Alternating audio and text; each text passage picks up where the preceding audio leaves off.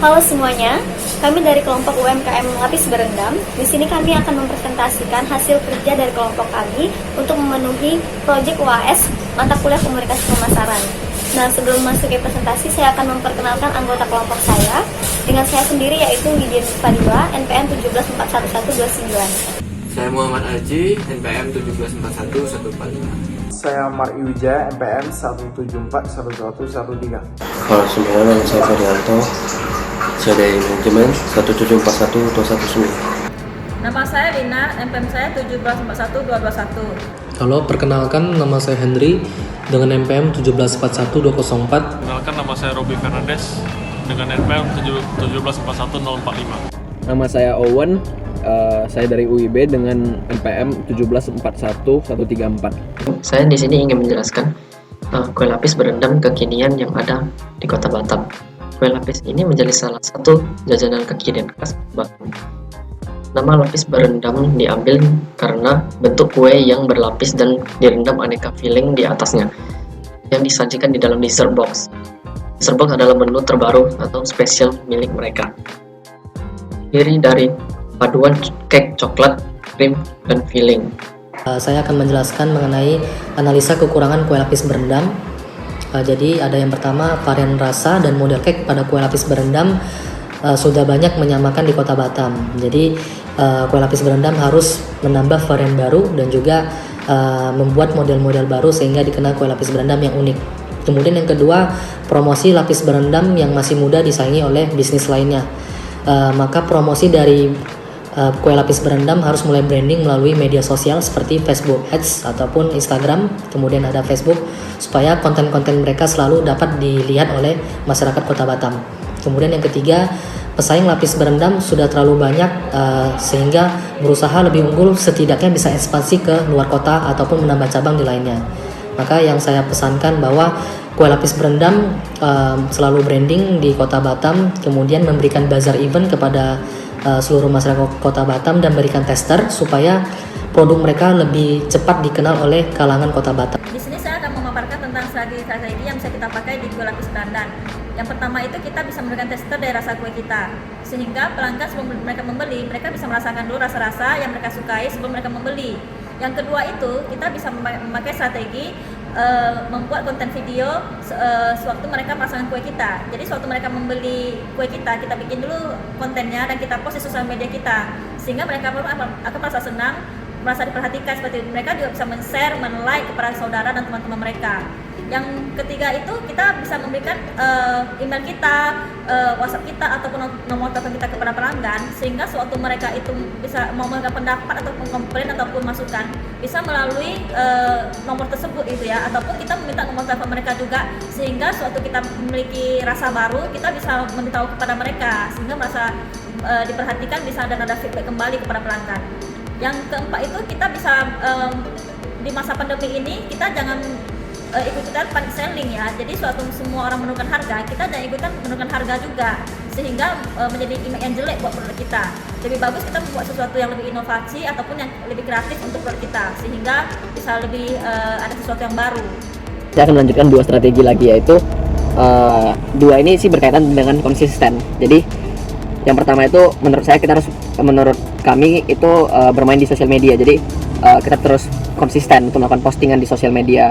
Ya, tapi kalau posting terus itu juga jadi spam gitu. Jadi yang perlu dilakukan itu adalah memilih konten yang bagus. Contohnya kita buat tips gitu. Contohnya tips menyimpan kue lapis agar tetap enak dalam 2 minggu mungkin, atau tips untuk menikmati kue lapis seperti apa, apakah menggunakan teh atau susu gitu.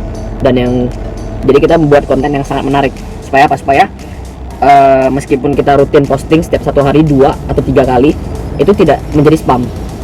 Bahkan mereka bakal selalu melihat postingan kita lagi gitu. Terus yang kedua itu kita tetap optimis dan selalu mengikuti perkembangan dari pasar gitu. Jadi kita melihat sekarang ini sedang ngetren apa dan kita ikuti. Saya akan membahas mengenai media pemasaran yang digunakan oleh lapis berendam. Promosi sebuah produk atau jasa kini semakin gampang dan mudah semenjak populernya media sosial, terutama pada Facebook. Lapis berendam menggunakan Facebook karena mempunyai marketplace dengan jangkauan yang sangat luas. Dan yang kedua, Lapis Berendam menggunakan Instagram untuk menguploadkan foto-fotonya ke dalam dan mengiklankan produk-produknya ke seluruh Indonesia.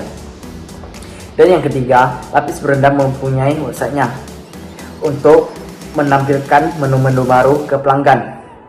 Dan pelanggan juga dapat mengorder melalui websitenya.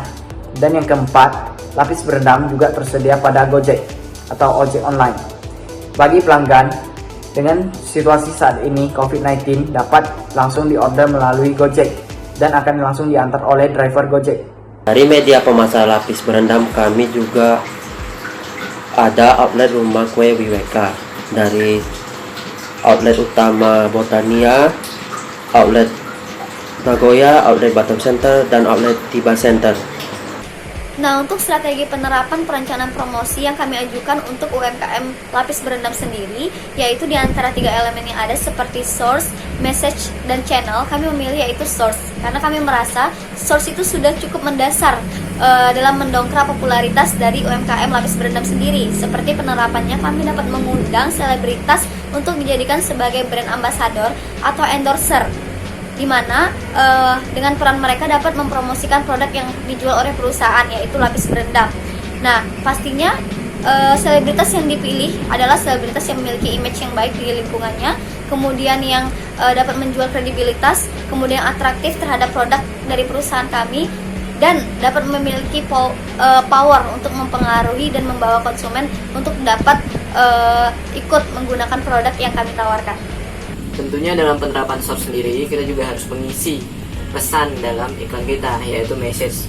Nah, dari message ini kita juga bisa memilih jenis pesan seperti apa yang ingin kita sampaikan. Ada yang namanya humor message, ada juga race message, ada juga comparison message. Nah, dari ketiga ini kita lebih memilih untuk meng-compare sama meletakkan humor di dalam iklan kita. Contohnya, dalam iklan kita nanti akan dimasukkan pesan di mana seorang artis atau endorser tersebut membandingkan produk yang kita punya dengan produk lainnya. Tentunya kita tidak sebutkan mereknya, tetapi kita sebut produk X. Misal, kue dari Lapis Berendam sendiri lebih lembut atau lebih mempunyai taste yang kuat dibandingkan kue dari brand X, begitu. Lalu juga kita akan menambahkan humor-humor dalam iklan yang kita buat dengan endorser tersebut. Setelah menentukan source and message, tentunya kita harus juga tahu bagaimana kebiasaan dari calon konsumen kita atau target dari pasar yang kita punya, yaitu kita bisa menentukan consumer behavior. Kita bisa menggunakan hal ini untuk menempatkan iklan kita pada tempat dan waktu yang pas, di mana contohnya iklan yang kita punya bisa kita letakkan di Instagram. Baik, sekian presentasi dari kelompok kami. Semoga apa yang disampaikan dapat bermanfaat untuk kita semua. Sampai jumpa.